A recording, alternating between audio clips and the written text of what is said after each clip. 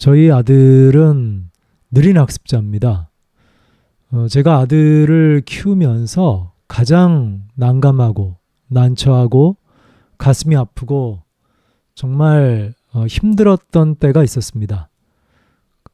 어릴 때는 저희 아들 데이빗이 어릴 때는 자기가 뭔가 다른 사람들에 비해서 좀 다르다. 좀 다른 사람들과 다르고 다른 사람들에 비해 부족하다 하는 것들을 잘 그렇게 인식하지 못했어요. 어렸으니까. 근데 이제 나이가 조금씩 들어가면서 이제 학교 생활을 하고 학교에서 이제 계속 자신이 뒤처지고 자기만 못하고 이제 홀로 남겨지는 이런 상황들이 반복되면서 좀 이제 머리가 크니까 굉장히 이런 질문을 저한테 하더라고요. 그 질문을 들을 때마다 굉장히 가슴이 아팠습니다. 바로 그 질문은 이겁니다. 아빠, 왜 난 이렇게 태어난 거예요? 왜 나만 이걸 못하죠? 왜 난 이렇게 못하는 사람으로 태어난 거예요? 아빠, 왜 난 이렇게 태어났어요? 정말 이렇게 한계에 부딪히는 거죠. 자기 한계에 부딪히고 좌절하고 절망하고 낙심해서 자기에 대한 분노, 그리고 내가 왜 이렇게 태어났는지에 대한 이해가 안 되는 부분에 대한 이 분노가 막 마음속에서 일어나면서 이렇게 막 분한 마음을 가지고 막 이렇게 화를 내면서 절규할 때 참 어떻게 그 아버지로서 어떻게 답해 줘야 될지도 모르겠고 어떻게 마음을 아들의 마음을 아이의 마음을 달래 주어야 할지 참 정말 난감했고요. 또 그런 얘기를 들을 때 정말 함께 가슴 아파할 수밖에 없었습니다. 어떻습니까? 아마 비슷한 처지에 있는 부모님들이라면 제가 말씀드리는 이 이야기를 아마 잘 이해하실 것이라고 생각이 듭니다. 정말 난감하고 어떻게 대답해 줘야 될지도 모르겠고 이걸 어떻게 아이의 마음을 풀어 주어야 할지 정말 알기 어려운 상황이죠. 근데 이제 저는 계속해서 이제 목사로서 목사의 삶을 살아왔고 기독교 신앙을 바탕으로 이해하고 해석하고 그런 관점으로 이제 아이에게 계속해서 말하고 대답을 해줄 수밖에 없었습니다. 오늘 그 부분에 대해서 좀 제가 어떤 방식으로 아이에게 답을 하고 또 이 문제를 풀어갔는지 좀 이야기를 나누면 비슷한 처지에 계신 분들에게 도움이 되겠다 생각해서 오늘 영상을 찍게 됐습니다. 여러분 일반적으로 이제 진화론에서는 이제 예를 들어 장애를 가지고 어떤 아이가 태어났다. 그거는 그냥 뭐 다른 이유가 없습니다. 특별한 이유가 없고 그냥 수많은 확률의 문제죠. 예, 진화론이라고 하는 건 확률적인 문제입니다. 과학적인 사고방식으로 보면 사람에게 주어지는 장애는 이제 아주 소수의 확률인 거죠. 다수는 그냥 일반적으로 정상적으로 태어나는 것인데 근데 작은 확률로 이제 당첨되는 겁니다. 작은 확률에 당첨돼서 본의 아니게 선천적으로 장애를 가진 채 이렇게 태어나게 되는 거죠. 그걸 보면 이제 정말 이른바 이제 재수가 없는 거죠. 그러니까 진화론으로 이걸 해석하자면 이렇게밖에 대답할 수 없는 것 같아요. 그냥 좀 운이 안 좋았단다. 운이 나빠서 혹은 재수가 없어서 불운해서 낮은 확률인데 그 확률에 네가 속한 거구나 라고 밖에는 해석하고 사실 답할 수 없는 문제거든요. 난 왜 이렇게 태어난 거예요? 라는 질문에.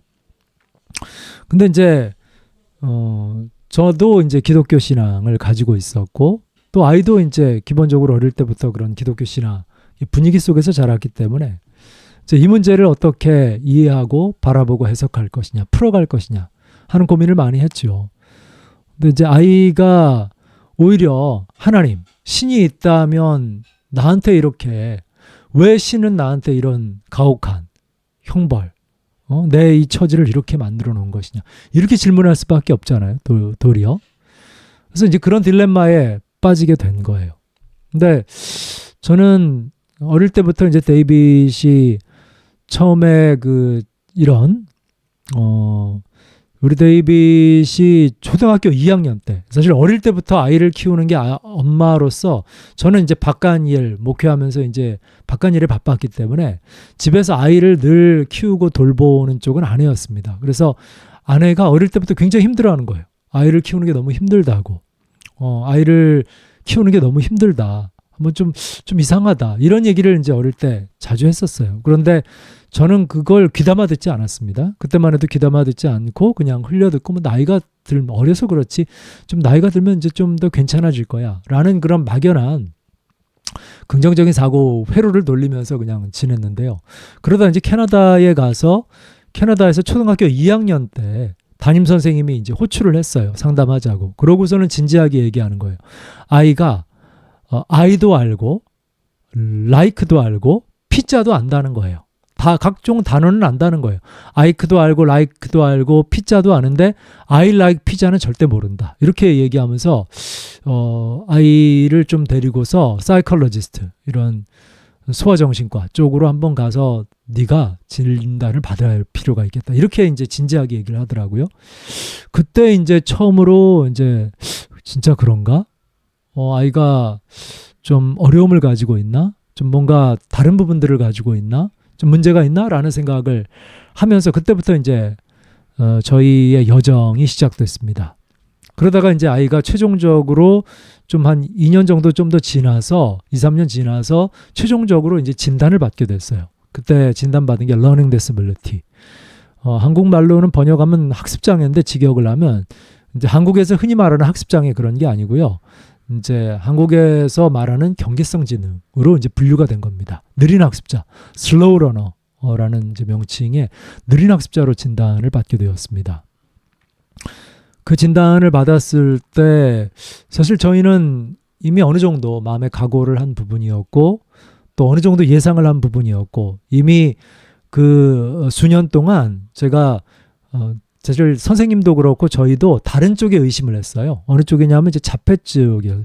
어티즘이라고 하는데 이 자폐 쪽을 의심을 해서 자폐 쪽에 대한 공부를 굉장히 많이 했습니다. 책도 사서 읽고 또 그런 글들도 보고 인터넷에서 웹으로 서치하기도 하고 해서 이 자폐하고 굉장히 비슷한 겹치는 이제 교집합 부분이 공집합 부분이 굉장히 많았어요. 그래서 겹치는 부분이 많아서 이게 자폐 쪽의 어떤 스펙트럼을 의심을 많이 했었거든요. 근데 자폐 쪽이 아니라 최종적으로 이제 진단을 내린 것은 자폐가 아닌 아이는 이런 learning disability 이제 장애 판정, 캐나다에서 이제 그것을 장애 판정으로 내리는데요. 한국에서는 그걸 장애 판정으로 내리지 않죠.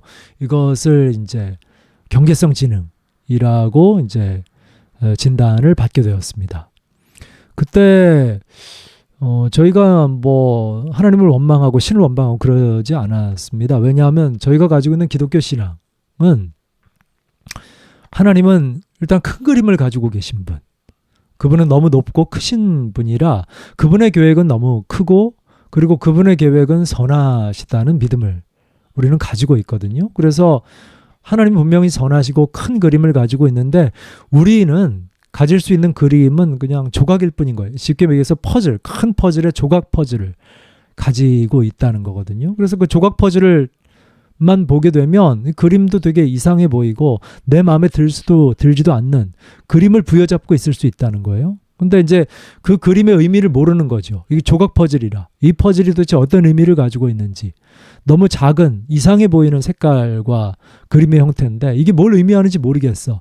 그런데 나중에 그 퍼즐을 정확하게 그 퍼즐 전체 퍼즐의 한 부분에다가 놓게 되면 이제 큰 그림이 무엇인지 이런 그림 때문에 이런 퍼즐이 필요했고 이런 조각이 필요했구나 라는 것을 언젠가는 알게 될 거라는 거죠. 이게 이제 기독교 신앙이 가지고 있는 기본적인 이해였거든요. 그래서 저희도 그렇게 생각을 했어요. 아내와 저도 우리는 다 알지 못하지만 그래 하나님의 어떤 큰 뜻이 있을 거야. 하나님의 큰 그림이 있고 우리는 그 큰 그림의 한 조각의 퍼즐을 가지고 있을 뿐인데 안타깝지만 우리 아이가 현재 선천적으로 나면서부터 어떤 문제 또 어려움을 가지고 있는 거구나 라는 사실을 이제 받아들일 수밖에 없었고요. 그걸 받아들인 다음에는 그래서 이제 그럼 어떻게 아이를 위해서 어떤 방식으로 서포트하고 아이에게 무엇이 필요하고 어떻게 아이를 도와주어야 할까라는 방식으로 우리는 계속해서 생각하고 또 노력하기 시작했습니다.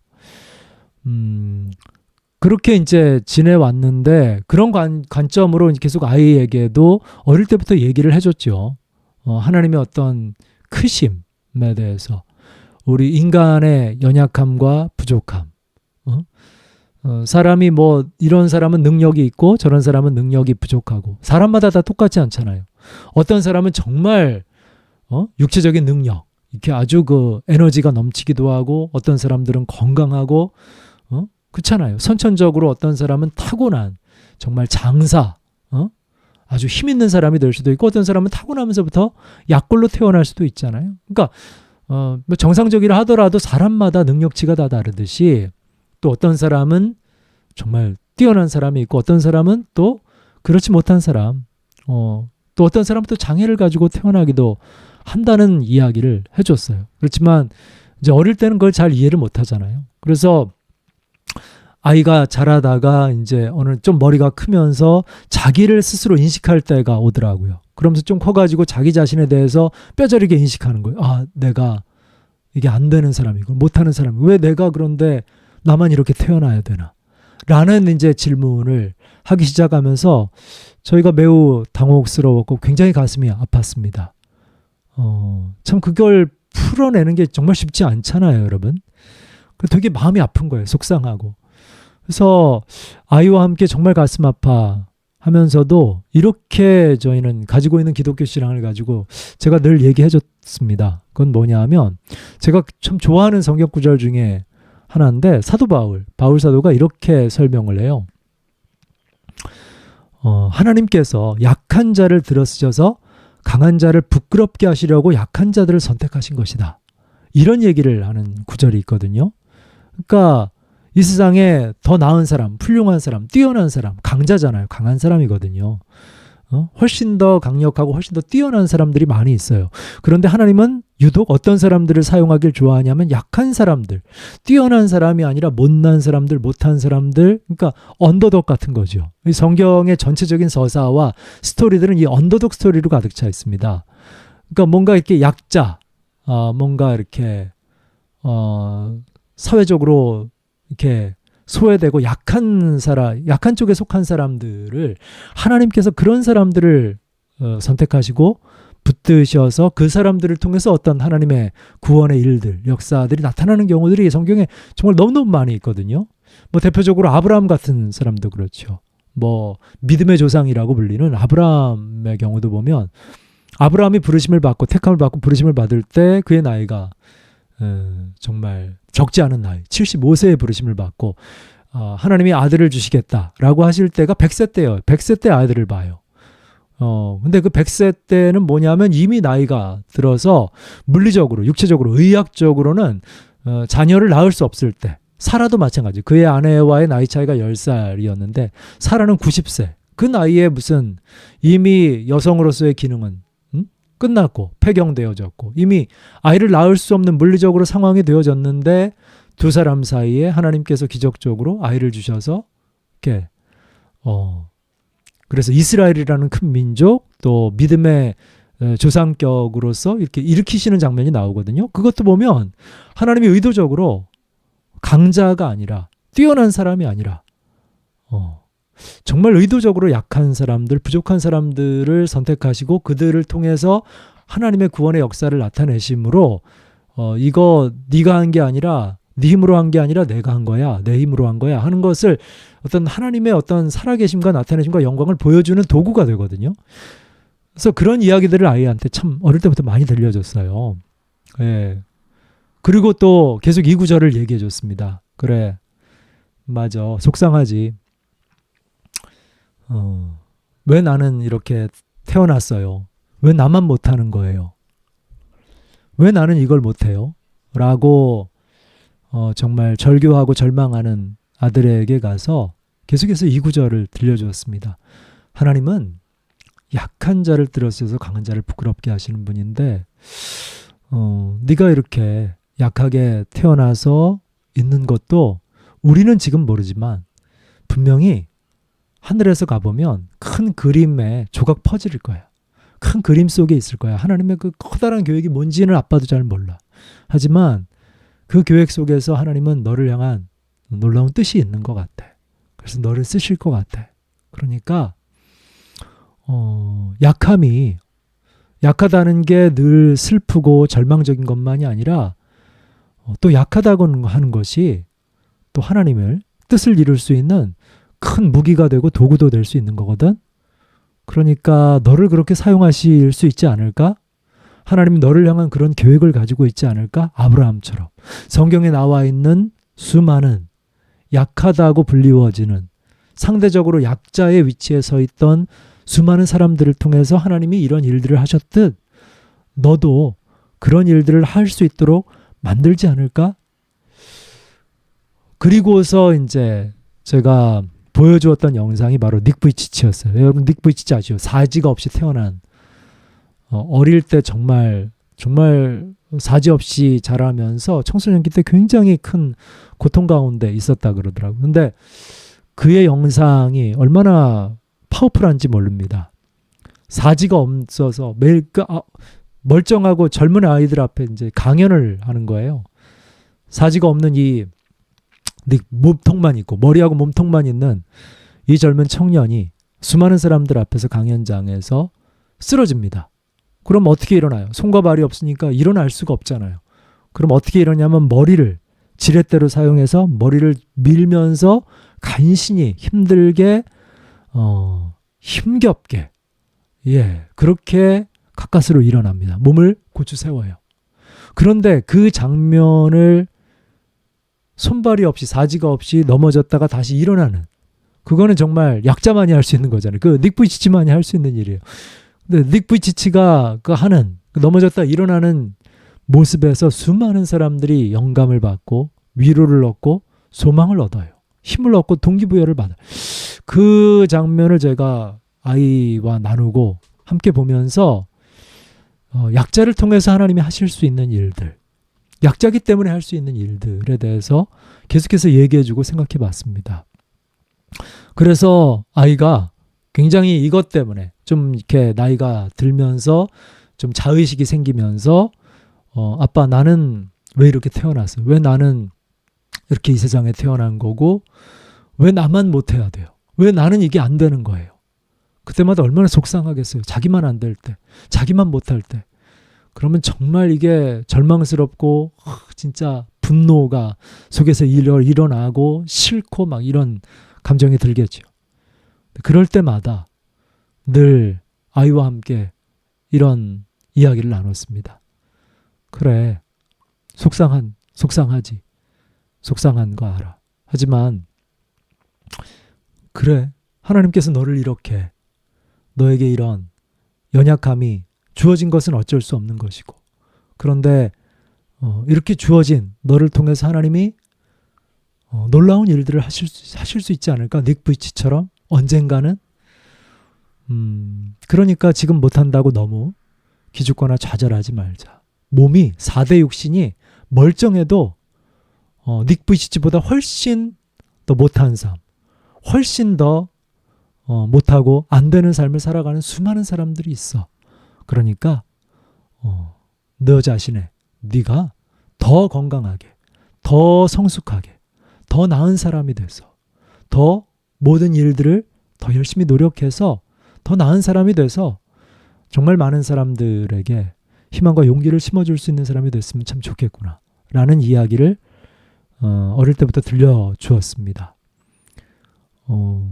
그렇게 이제 계속해서 그 위기의 순간마다 얘기를 해주고 대화를 나눈 결과 데이빗이 더 이상 그런 것 때문에 좌절하거나 낙심하지 않게 되더라고요. 이렇게 나이 들어서 부정적이지 않고 될 수 있으면 긍정적으로 생각하려고 하고 또 진취적이고 또 미래지향적이고 또 자신의 삶에 대해서 이렇게 긍정적인 태도를 가지고 앞으로 하나하나 포기하지 않고 도전하고 또 꾸준히 앞으로 전진해 나가고 또 스스로 만족하면서 살아가는 모습을 볼 때 너무너무 감사하고 대견하고 잘 커졌다. 그런 생각이 들어서 감사하고요. 지금 비슷한 문제로 자신의 자녀 때문에 고민하시는 그런 부모님들 계시다면 다시 한번 위로의 말씀 전하고 싶고요. 제 기독교 신앙을 혹시 안 가지신 분들이라면 제가 이제 드린 여러 가지 제 경험의 이야기를 여러분들의 식대로 또 잘 해석하시고 적용하셔서 자신의 자녀들에게 잘 또 이해시킬 수 있으면 참 좋겠다. 그런 바람을 드리면서 오늘 영상은 맺도록 하겠습니다. 끝까지 들어주신 분들 다시 한번 감사드리고요. 여러분들 이 영상이 유익하셨다면 구독과 좋아요는 저에게 큰 힘이 됩니다. 그럼 다른 영상에서 또 찾아뵙죠. 감사합니다.